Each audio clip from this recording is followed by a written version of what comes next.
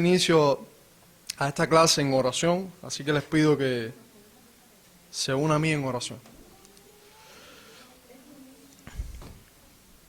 Padre, no nos cansamos de agradecerte, porque lo único que viene a nuestras mentes, la única actitud de nuestros corazones que es correcta delante de ti en oración, es la de agradecimiento, es la de reconocer de que no somos nada y que solamente por tu gracia, por tu misericordia, es que podemos venir delante de ti. Solamente por tu Hijo amado Jesucristo, por sus méritos, por su obra, es que podemos llamarte hoy Padre. Gracias porque comenzamos en este tu día santo, preparándonos para venir a la santa reunión que convoca tu iglesia, a rendirte culto a ti. Gracias, Padre, porque comenzamos en este tu día ocupando nuestras mentes en el estudio de tu palabra. Gracias porque desde el viernes, ya tarde en la noche, ya estábamos preparándonos en oración, ya vislumbrábamos este momento con ansias y aquí estamos hoy. Gracias, Padre, porque podemos un domingo más reunirnos para reconocer tu obra, para reconocer y glorificar tus atributos. Gracias, Padre, por este momento.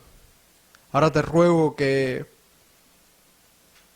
capacites nuestras mentes, nos des ánimo. Padre, sabes cuántas limitantes tenemos físicas, mentales, cuántos problemas dejamos en casa. Sabes de todas nuestras situaciones.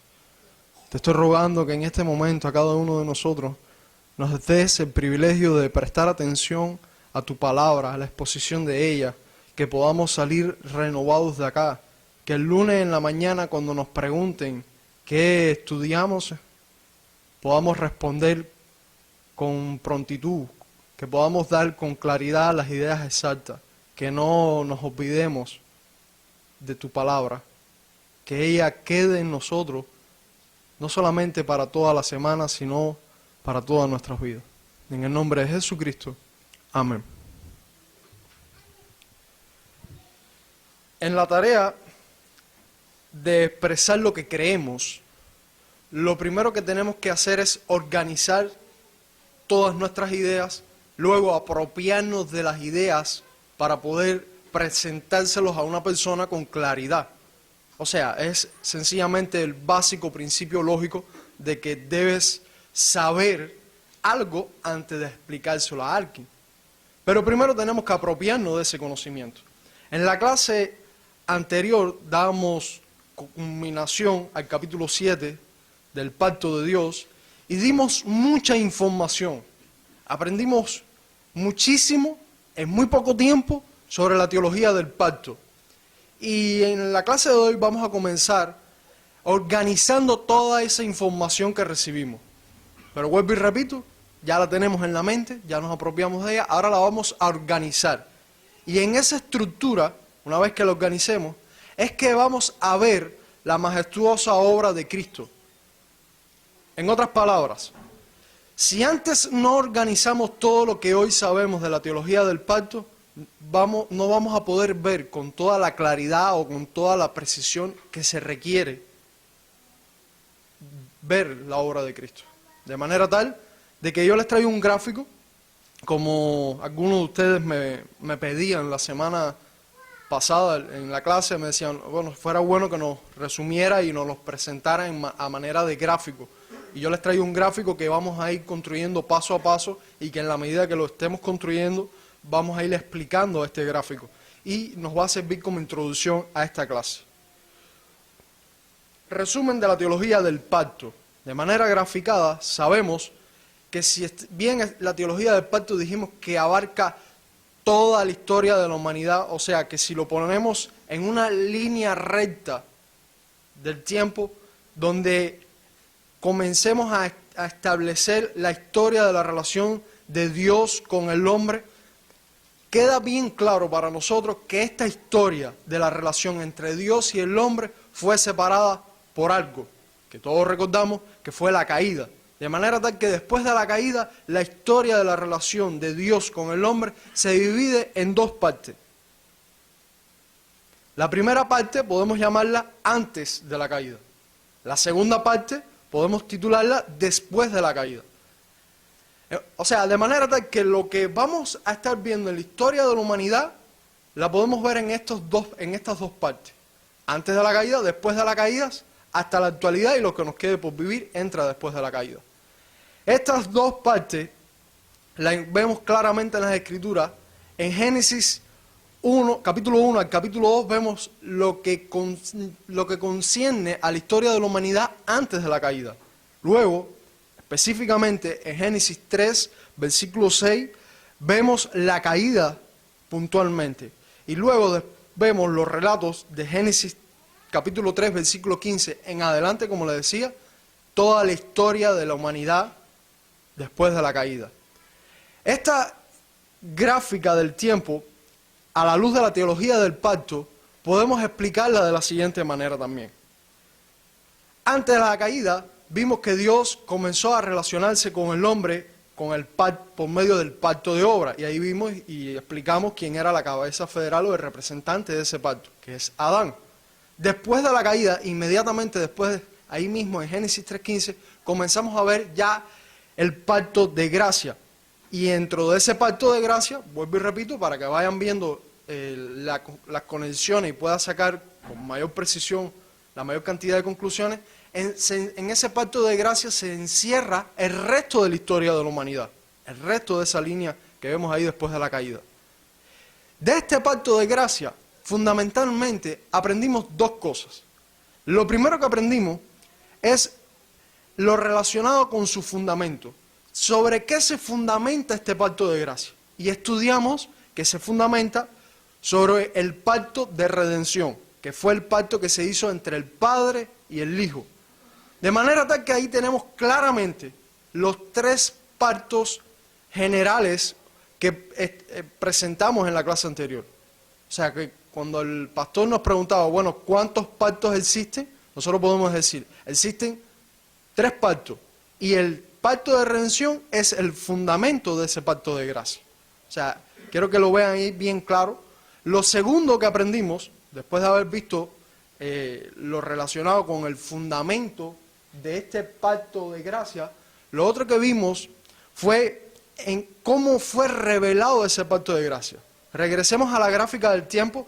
Dijimos que toda la Biblia prácticamente se va a tratar de ese segundo pacto, el pacto de gracia. Fíjense que solamente 2 capítulos de nuestra Biblia van a tratar el tema del pacto de obra. El resto de nuestra Biblia va a tratar el tema del pacto de gracia.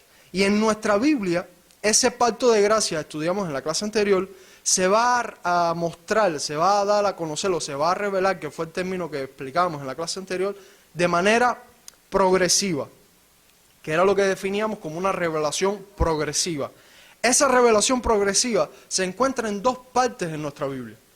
La primera parte la vemos en el Antiguo Testamento y la segunda parte en el Nuevo Testamento. Vuelvo y repito, así está estructurada nuestra Biblia. Usted va ahí a la Biblia que tiene delante y se va a dar cuenta de estas 2 partes. Tiene Antiguo Testamento por un lado y Nuevo Testamento por el otro lado. Ambos testamentos, ¿qué revelan? Vuelvo y repito, revelan el pacto de gracia de una manera progresiva. Y comenzando por el Antiguo Testamento, encontramos que nos va a ir dando partes de ese pacto o pasos de ese pacto. Vimos inicialmente que comenzó con el pacto noémico, luego siguió el pacto abrámico, luego el pacto sinaítico, o como bien algunos han llamado pacto mosaico, por la figura con que Dios trata, y explicamos cada uno de estos pactos en la clase anterior. No me voy a detener ahora en este momento a explicarlo, pero sí para que usted note dónde se organiza. Y el pacto davídico. Hasta ahí llega todo lo concerniente al pacto de gracia en el Antiguo Testamento. Cuando nosotros miramos en el Antiguo Testamento tenemos a estos pasos del pacto de gracia. Luego, terminando el Antiguo Testamento, sigue el Nuevo Testamento y vemos el nuevo pacto.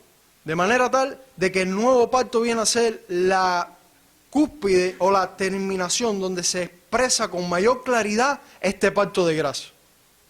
Repetimos una vez más. Este pacto de gracia va a revelarse o se nos va a dar a conocer en toda la Escritura, comenzando por el Antiguo Testamento. Y vamos a ver esos pasos en el Antiguo Testamento en estos pactos que les mencioné. Después llegamos al Nuevo Testamento y vemos la expresión total de este pacto de gracia en lo que llamamos el Nuevo Pacto. Ahora, con relación a la estructura de la teología del pacto, o cuando uno se dispone a entender, hay varios errores. Pero fundamentalmente, a la hora de comprender esta teología, los errores consisten en dos grandes esferas, por llamarlo de alguna manera. Los errores más comunes se pueden dividir entre errores teológicos y errores temáticos o de términos.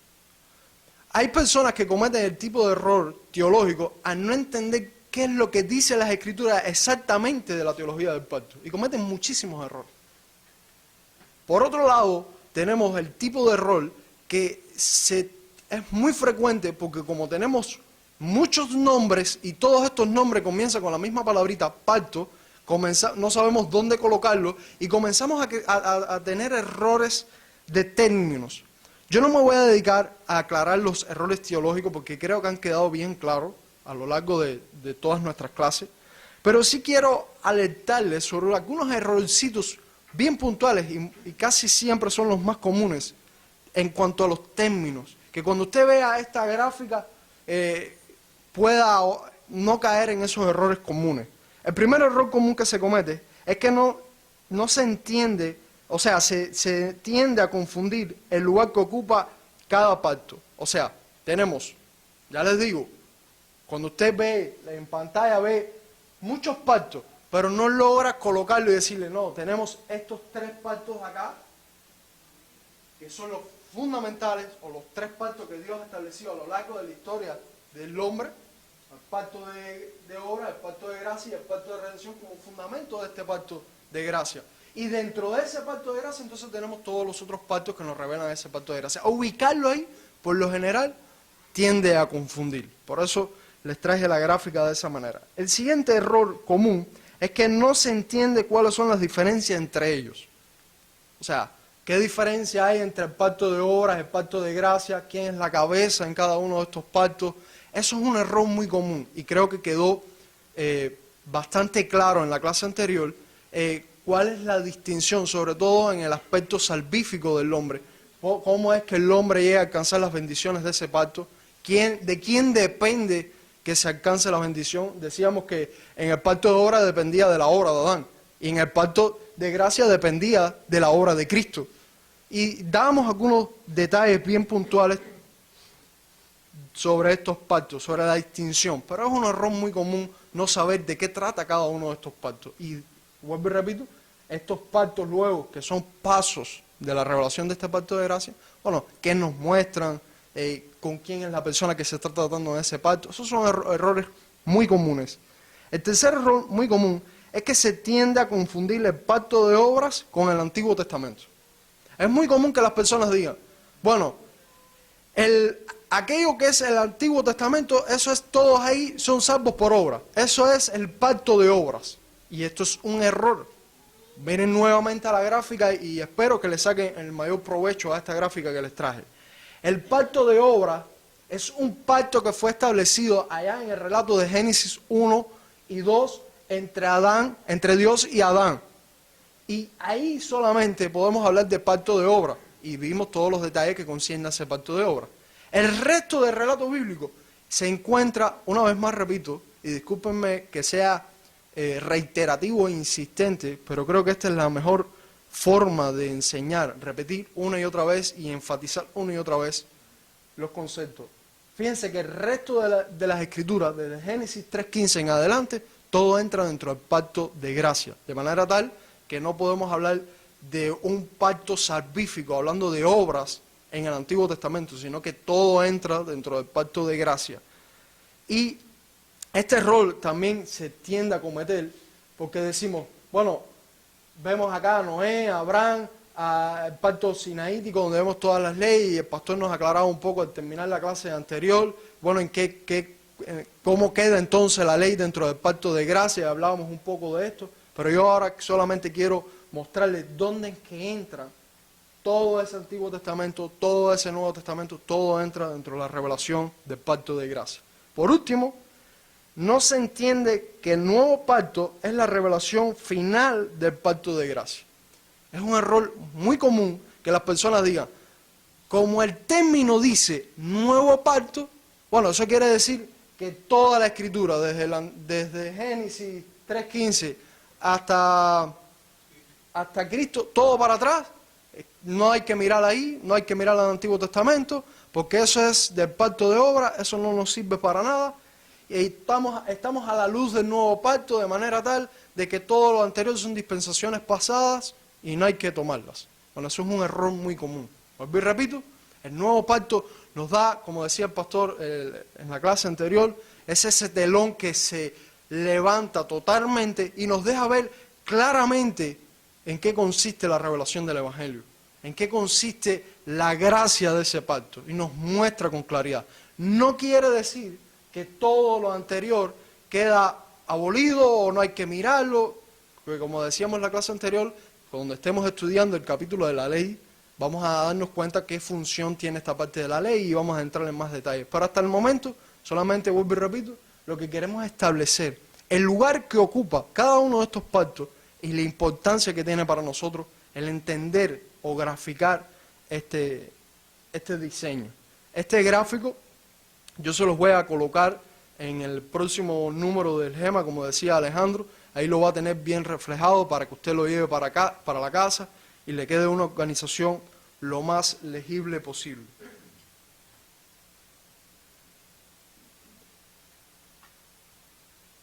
En la clase de hoy pretendemos avanzar al capítulo 8 y vamos a estar comenzando con el párrafo número 1 que les estamos titulando Los oficios del mediador.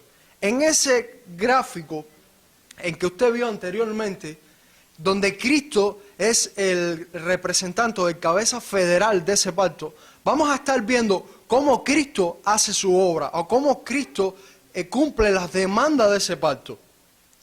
Y comenzamos con el párrafo 1 del capítulo 8 que dice así.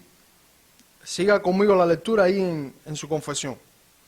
Agradó a Dios en su propósito eterno escoger y ordenar al Señor Jesús, su Hijo unigénito, conforme al pacto hecho entre ambos, para que fuera el mediador entre Dios y el hombre, profeta, sacerdote y rey, cabeza y salvador de su iglesia, el heredero de todas las cosas y juez del mundo, a quien dio desde toda la eternidad un pueblo para que fuera su simiente y para que a su tiempo lo redimiera, llamara, justificara, santificara y glorificara. Como siempre digo, vamos a ir sesionando por parte para sacar la mayor cantidad de sustancia teológica que hay en cada uno de nuestros párrafos. Lo primero con lo que vamos a estar tratando es con el fundamento de la obra de Cristo. O sea, lo primero que se nos presenta es por qué Cristo va a cumplir o va a ejercer sus oficios como mediador. ¿En qué se basó la obra de Cristo?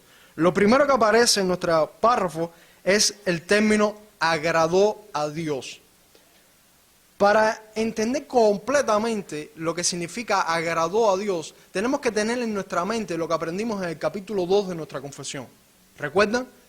A la hora de definir quién es Dios, o cuando nosotros decimos agradó a Dios, lo que tiene que estar en nuestra mente es que aprendimos que Dios es Padre, Hijo y Espíritu Santo. De manera tal que lo que tenemos delante es agradó al Padre, agradó al Hijo, agradó al Espíritu Santo, y esto es el fundamento o una de las primeras partes que tenemos para que Cristo cumpliera con sus oficios. Ese es el primer fundamento que tenemos. Y miremos a las Escrituras, en Isaías 42:1, hay algunos textos que yo los voy a citar, que se ven bien en pantalla, pero hay otros que no se ven por la extensión del texto. No se limite solamente a mirar a la pantalla. Si usted ve que no lo ve con claridad ahí en pantalla, por favor, vaya a las escrituras. Yo solamente lo estoy poniendo en pantalla para que nos sirva de guía en el desarrollo de la clase, pero use su Biblia. Isaías 42:1 dice así: He aquí mi siervo, yo le sostendré, mi escogido, en quien mi alma tiene contentamiento. He puesto sobre él mi espíritu, él traerá justicia a las naciones. Fíjense como dice, mi alma tiene contentamiento. El profeta hace alusión de las palabras del Padre referente hacia su Hijo.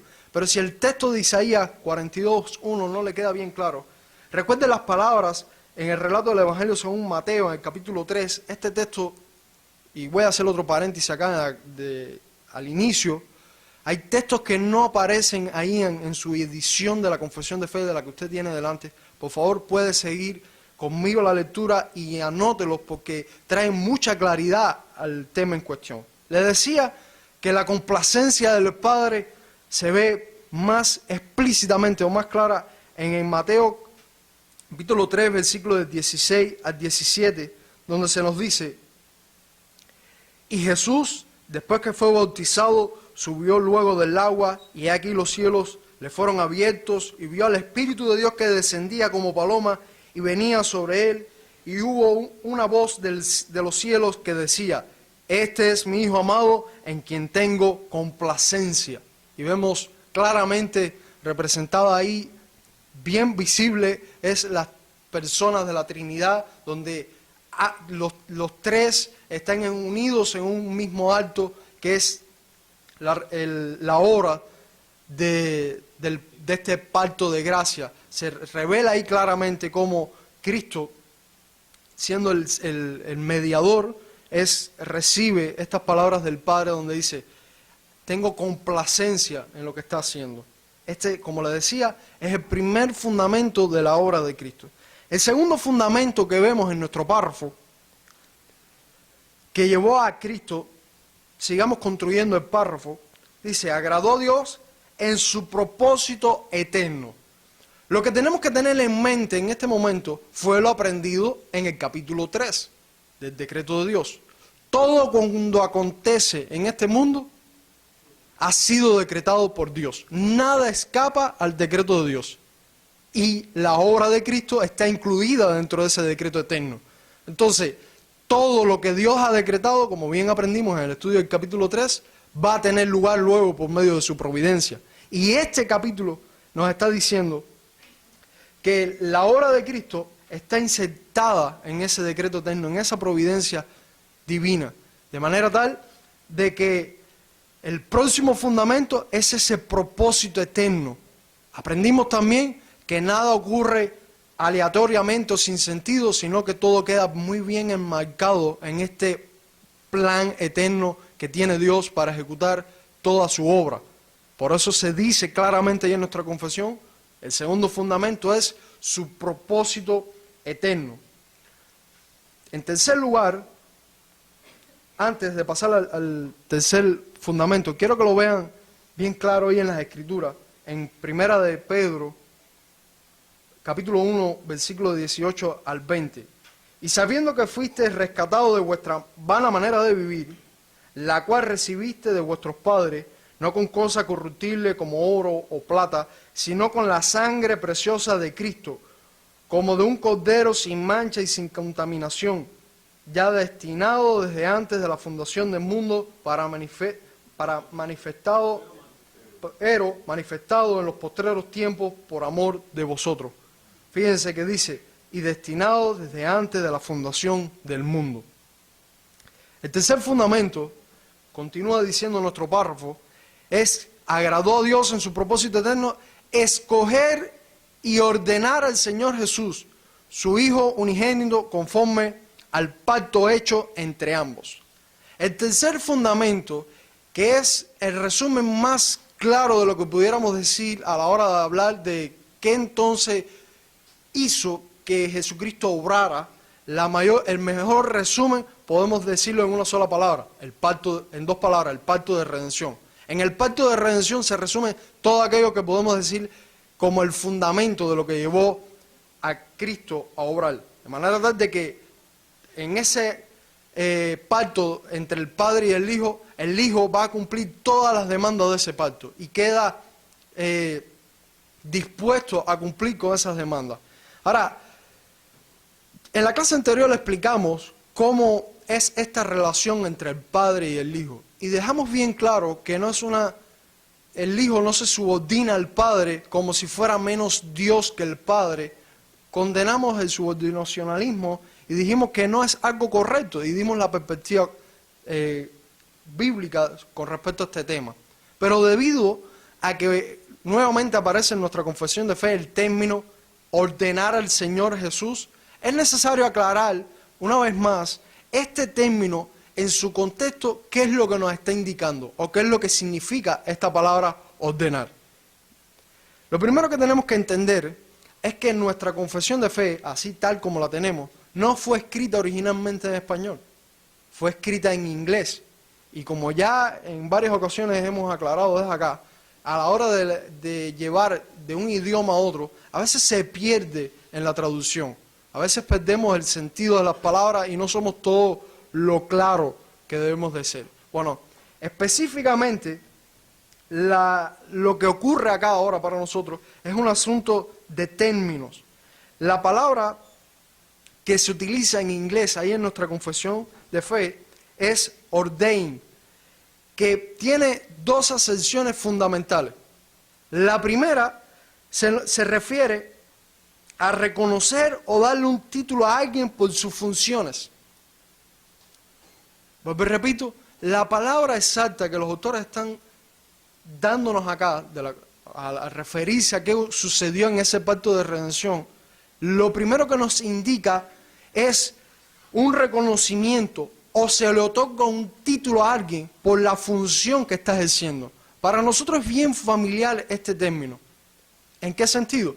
Cuando nosotros hablamos acá de que vamos a ordenar como iglesia a un pastor, vamos a ordenar al ministerio a un diácono, nos estamos refiriendo a que esa persona va a optar o va a tener ahora un título que va a hacer referencia al servicio o al oficio que va a ejecutar. Bueno, en ese sentido, el Padre le ha ordenado al Señor Jesús o le ha dado un título. Él va a ser el mediador en este pacto. La segunda acepción que nos da esta palabra es con lo que se refiere al decreto de Dios, que ya lo aclaramos anteriormente. O sea, nos indica que el Padre ordenó o diseñó cómo, quiénes y cuándo tendría lugar la salvación y quiénes estarían incluidos en esa salvación. El Padre decretó, fue la primera persona de la Trinidad quien ordenó o quien diseñó todo lo concerniente al pacto de redención, a lo que tendría lugar en el pacto de gracia. O sea, lo que sí nos dice o lo que sí no nos indica esta palabra, que aquí está la complejidad por el idioma, lo que sí no nos muestra esta palabra es el concepto más común con el que nosotros utilizamos esta palabra. Cada vez que nosotros en nuestro vocabulario, en nuestro diario vivir, vemos la palabra ordenar, lo primero que viene a nuestra mente es que una fuerza mayor le ha dado una orden a una fuerza menor y esta fuerza menor debe obedecer por asuntos de categoría. Mamá le está diciendo a nené, el jefe le está diciendo a su subordinado. Bueno, eso que es común en nuestro contexto no es, vuelvo y repito, no es a lo que se está haciendo referencia en el término teológico que tenemos delante. El término teológico que tenemos delante significa básicamente que Cristo se le ha dado un título, mediador, y que ese título va a ser ejecutado o va a tener lugar en un contexto donde el Padre ha diseñado o ha preordenado todo lo que debe de acontecer. Es muy difícil, yo diría que es imposible, llegar a imaginar o llegar a decir, bueno, ¿y cómo fue entonces? Si sabemos que tanto el Padre como el Hijo son iguales en esencia, iguales en posición. ¿Cómo habrá sido esa conversación entre el Padre y el Hijo? ¿Qué habrá tenido lugar ahí? Eso es imposible para el ser humano, llegar a entender la mente de Dios. Pero hubo un pastor, John Flower, y lo estoy citando a él precisamente porque, dado a la madurez teológica que llegó a tener este hombre en su tiempo, podemos decir, bueno, este hombre, con toda la comprensión que tiene de la Escritura y siendo consecuente con lo que él creía de la Escritura, no nosotros, pero él sí podía un poco como que atreverse a meterse ahí e imaginar qué tuvo lugar en esa conversación. Por eso lo estoy citando a él primero. Pero bueno, este pastor John Flower, de una manera muy magistral, dice, bueno, yo me imagino esa conversación entre el Padre y el Hijo de la siguiente manera. Y les traigo cómo él grafica la conversación entre el Padre y el Hijo. Según John Flower, dice que aquí podríamos suponer lo que el Padre dice cuando se realiza su trato con Cristo de la siguiente manera. El Padre dice, Hijo mío, he aquí un pobre y miserable compañía de almas que se ha destrozado completamente a sí mismo y ahora es expuesto a mi juicio, a mi justicia. La justicia demanda que sea satisfecha o se satisfacerá a sí misma en la ruina eterna de ellos. ¿Qué se hará por estas almas? A lo que Cristo responde, oh Padre mío, tal es mi amor y compasión por ellos, que en vez de que ellos perezcan eternamente, yo me haré responsable por ellos como su fiador. Traedme todas sus deudas, para que pueda ver lo que te deben. Señor, traédmelas todas, para que no hayan deudas futuras para ellos. Ponérmelas a mi cuenta.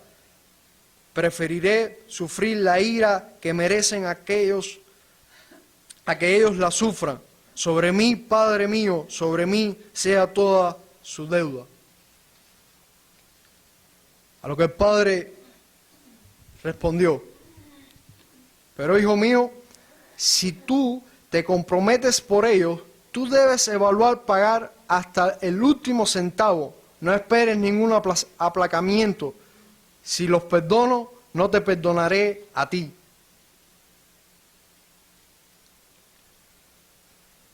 Conforme, Padre, que así sea. Cargarlo todo sobre mí. Soy capaz de cumplirlo y aunque esto prueba un tipo de ruina para mí, a pesar de que empobrece todas mis riquezas, vacía todos mis tesoros, sin embargo estoy contento de llevarlo a cabo. Vuelvo y repito, es solamente una ilustración evidentemente muy lejana de lo que pudo haber sido la realidad, pero sí refleja dos cosas. La primera, que el Hijo no fue obligado a cumplir su rol de mediador, fue voluntario. Lo segundo que graficamos acá y que, vuelvo y repito, nos revela claramente las Escrituras, es que fue en un contexto de complacencia. Tanto el Padre como el Hijo como el Espíritu Santo estaban de acuerdo en que esto tuviera lugar. Y como finalmente muy bien John Flower refleja ahí, en la imaginación del diálogo que él construye, Jesucristo finalmente podía decir, estoy contento de llevar a cabo este pacto. Cuando se trata de entender cómo tuvo lugar este oficio de Cristo, debemos de comenzar por acá. O sea, ¿cuál fue el fundamento? Y así es como comienza nuestro párrafo. Pero una vez que el párrafo deja bien claro qué fue lo que movió a Cristo a ejercer su obra como mediador, luego comienza y va directo a decirnos cuáles fueron sus oficios como mediador. Y es lo que vamos a estar tratando en el segundo punto, los oficios de Cristo.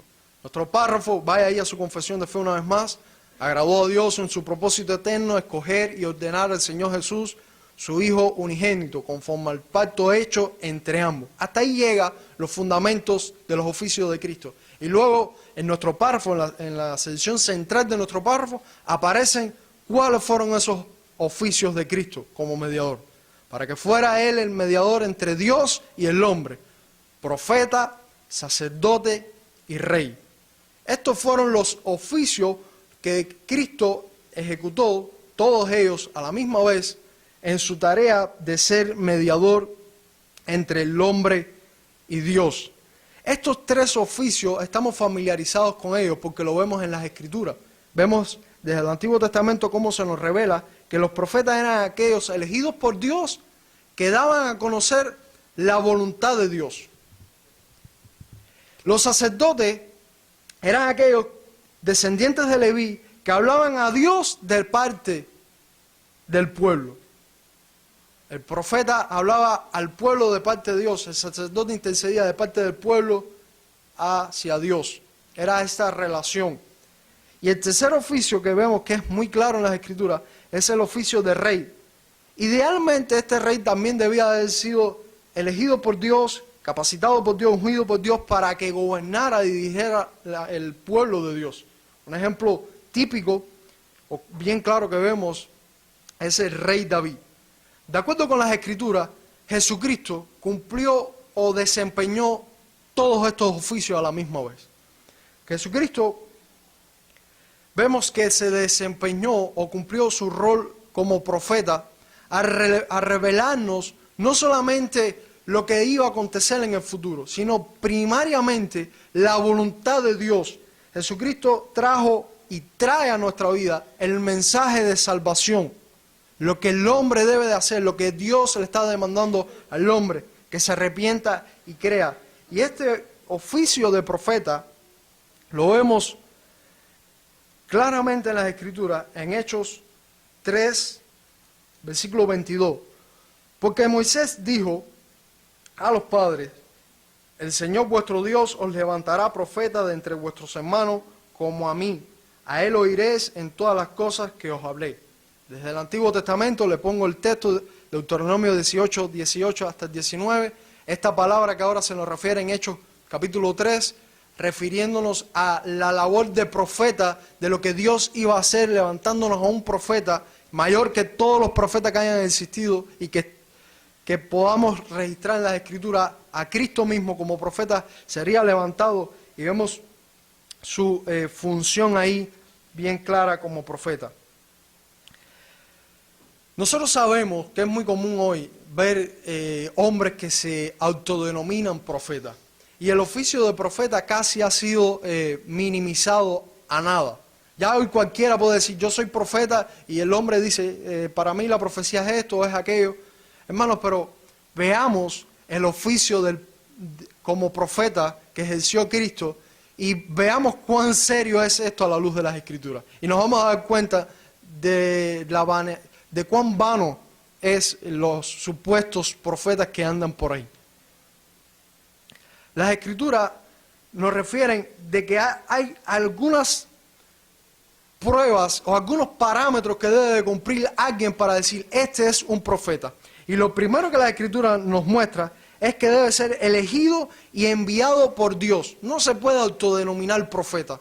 Tiene que ser claramente y escrituralmente alguien que fue comisionado directamente por Dios.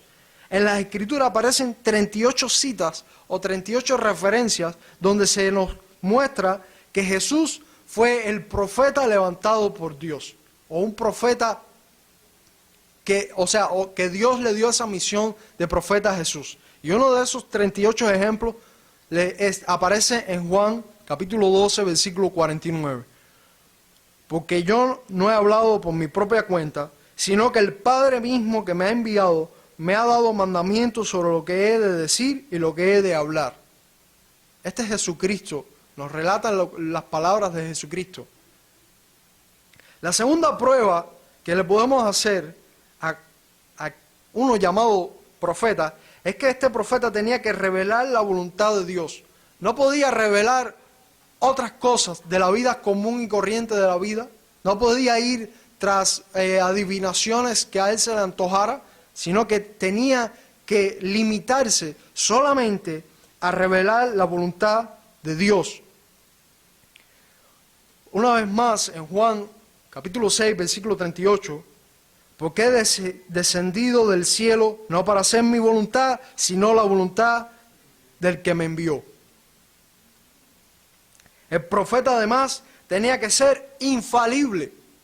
O sea, cuando él hablaba de parte de Dios, lo que este profeta dijere tenía que cumplirse, tenía que ser infalible, no podía tener error, porque era la misma palabra de Dios. Jesucristo como profeta fue infalible en todo lo que dijo.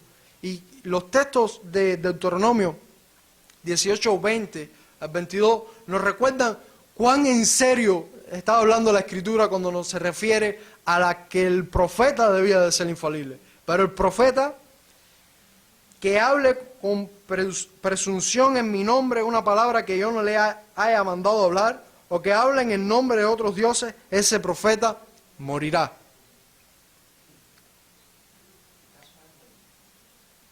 Jesús fue infalible en todo lo que dijo, porque Jesús fue comisionado por Dios y hablaba lo que el Padre le había dado para que dijera. Jesús fue el profeta más excelente que podamos tener.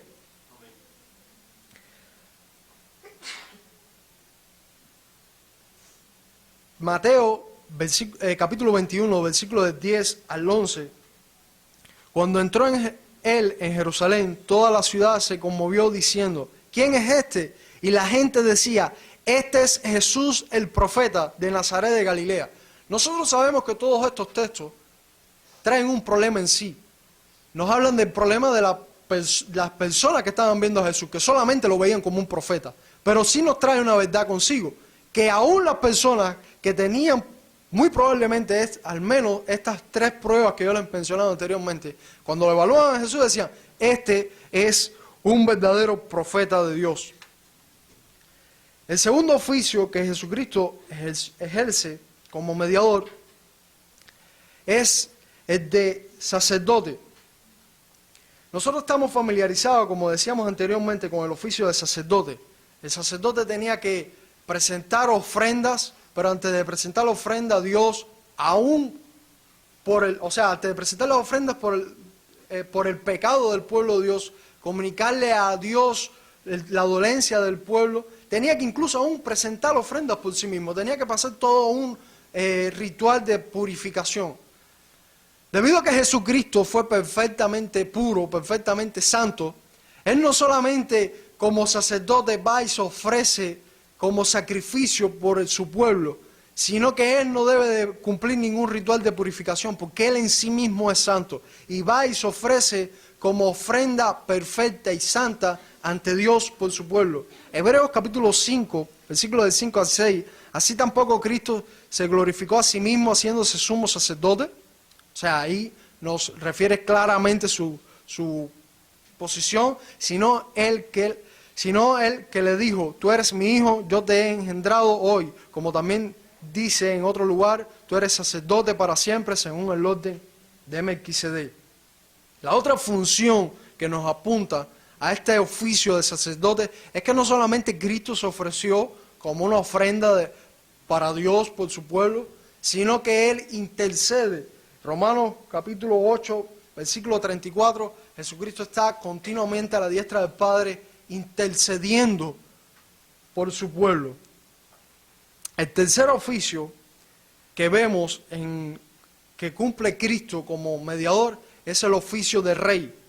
Ya desde Lucas, en los primeros relatos que nos cuenta Lucas, en su capítulo 1, versículo del 26 al 32, ya Dios revela y le anuncia a María por medio del ángel Gabriel que ese que llevaba en su vientre, que iba a nacer, ese sería un rey que ocuparía el trono de David y lo ocuparía eternamente. Y esta revelación la vemos ya desde el Antiguo Testamento, que se hacen mención una y otra vez a ese reinado, a ese lugar que ocuparía Cristo en su oficio como rey. El Salmo 2, versículo 6 dice, pero yo he puesto mi rey sobre Sión, mi santo monte, haciendo referencia a ese lugar que Dios le estaba dando a Cristo. En nuestro catecismo aparece una pregunta que es bien ilustrativa. En la pregunta 29 se nos dice, ¿cómo lleva a cabo Cristo el oficio de rey? Y la respuesta bien clara, y para concluir sus oficios, Cristo lleva a cabo el oficio de rey al someternos a sí mismo, gobernarnos y defendernos y en dominar y conquistar todos los enemigos suyos y nuestros.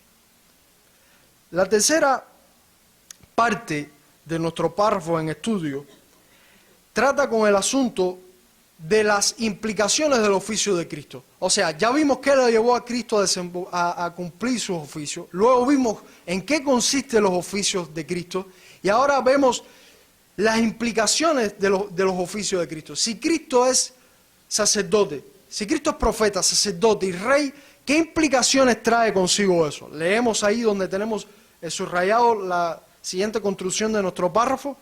Cristo va a venir a ser, dice en nuestro párrafo, cabeza y salvador de su iglesia, el heredero de todas las cosas y juez del mundo. Dado que Cristo es profeta, sacerdote y rey, trae estas tres implicaciones que vamos a ver bien rápido. Efesios capítulo 1, versículos del 22 al 23, nos refiere al punto de que Cristo es cabeza y salvador de su iglesia, y sometió todas las cosas bajo sus pies, y lo dio por cabeza sobre todas las cosas a la iglesia, la cual es su cuerpo, la plenitud de aquel que todo lo lleva en todo. 5:23 del libro de los Efesios también, porque el marido es cabeza de la mujer, así como Cristo es cabeza de la iglesia, la cual es su cuerpo y él es su salvador. Cristo como profeta, sacerdote y rey es la cabeza y salvador de su iglesia. Pero también vemos en nuestro párrafo que Cristo es el heredero de todas las cosas. Hebreos capítulo 1, versículo 2, en estos postreros días nos ha hablado por el Hijo, a quien constituyó heredero de todo, por quien asimismo hizo el universo.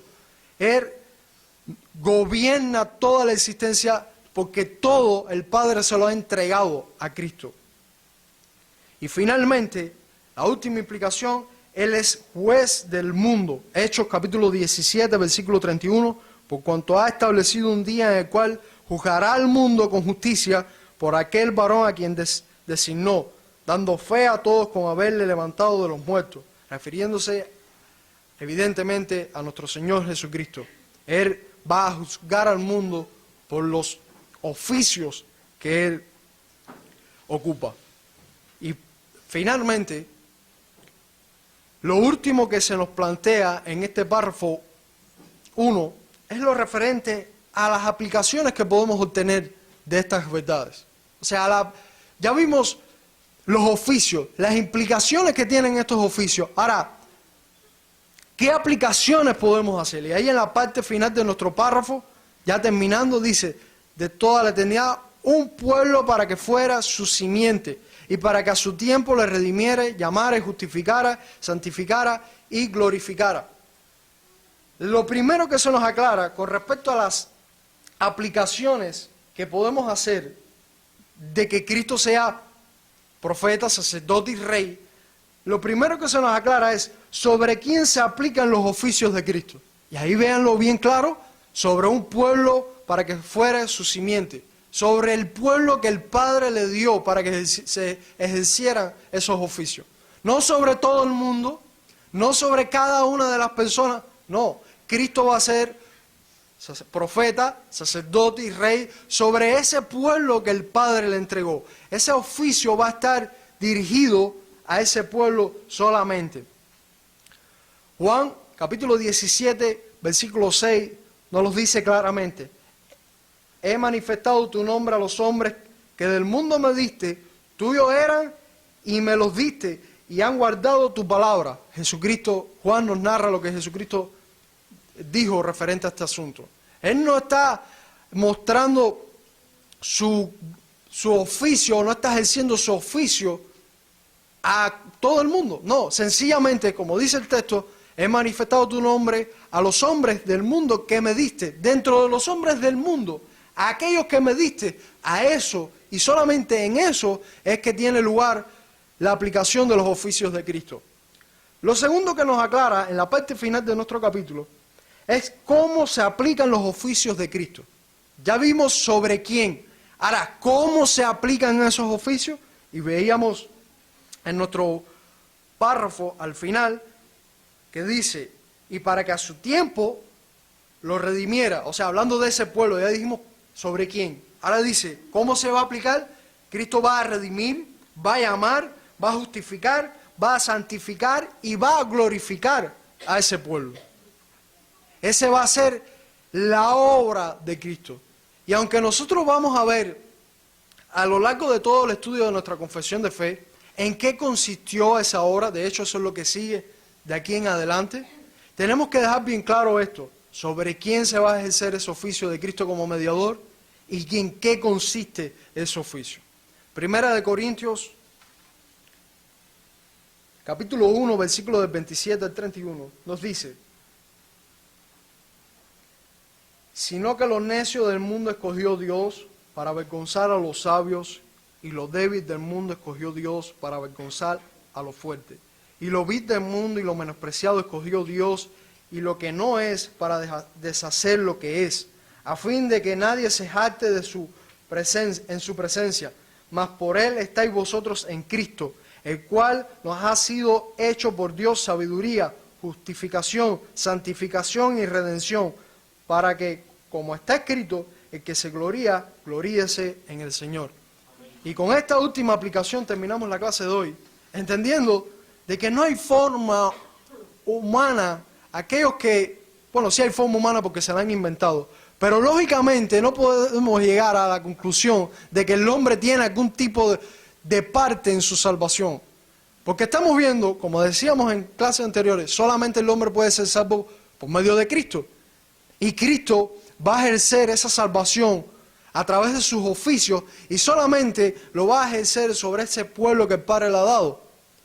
De manera tal que podemos concluir, el que se gloríe, gloríese en el Señor, porque no hay nada que el hombre haya hecho o aportado en su salvación, excepto su pecado o su corrupción.